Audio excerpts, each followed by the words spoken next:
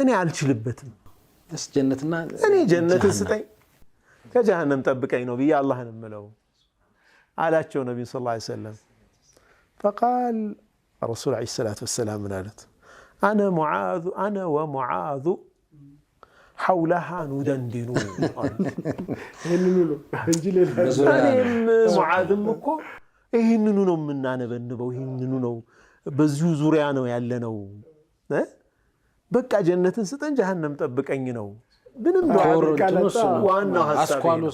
በሱ ዙሪያ ነው የምንሽከረከረው ነው ይደንቅ ነው ሱብሃንአላህ ربنا آتنا في الدنيا حسنة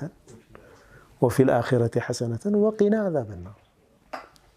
መጨረሻው ሁሉም ማሰራው በጀነት ማግኘት ከጀሃነም መጠበቅ ነውና ማለት ነው صحيح በሆነ ሐዲስ ላይ አላህ Subhanahu Wa Ta'ala ተጓዥ የሆኑ መላእክቶች እንዳሉት ተገልጿል እነኚህ መላእክቶች ስለ ባሮቹ አላህ ይጠይቃቸዋል ብለዋል ነብዩ ሰለላሁ ዐለይሂ ወሰለም እሱ ያወቀ ይጠይቃቸዋል አላህ أتيناك من عند عباد لك يهللونك ويكبرونك ويحمدونك ويحمدونك ويمجدونك يميالكو يميامسجنو يانتن ታላቅነት የሚደጋግሙ ያንተን ብቸኛ አምላክነት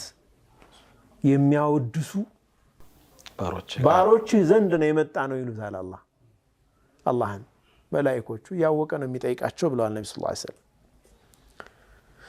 وهل رأوني إلى አይተውኛል እንዴ አያላዩህም ጌታችን ሆይ አላዩህም ይሉታል فيقول عز وجل